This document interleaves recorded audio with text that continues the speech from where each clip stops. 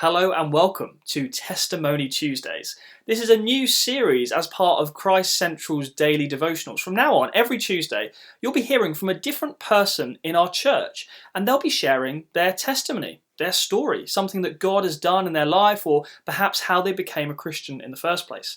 And so first up this week, we've got Anna. Over to you, Anna, for our very first Testimony Tuesday.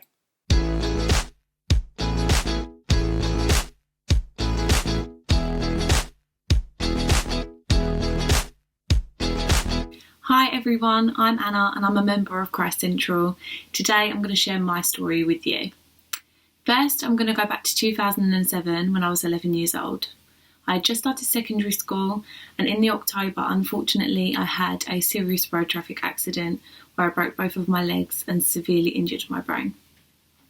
That resulted in me being put into a medically induced coma where I was for 7 days. When I came out of the coma, I didn't remember what had happened to me.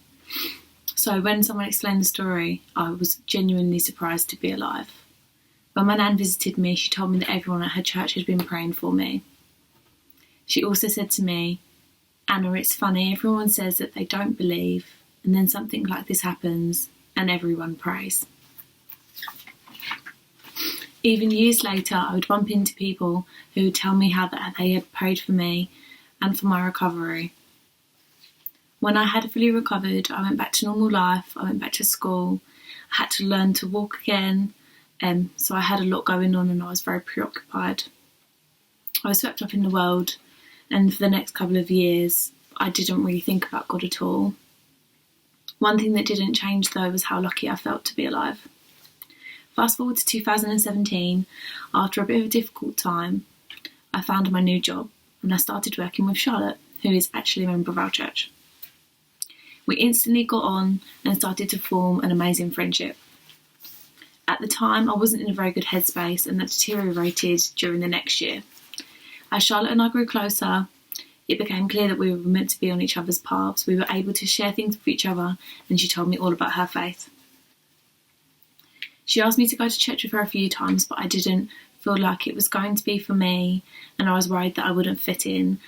At the time, I was suffering with depression and anxiety, and I had a lot of preconceptions about what church would be like. I then met another member of the church, and I decided to put all the negative thoughts to the back of my mind and give it a go. The first time I visited Christ Central Church, there were baptisms taking place.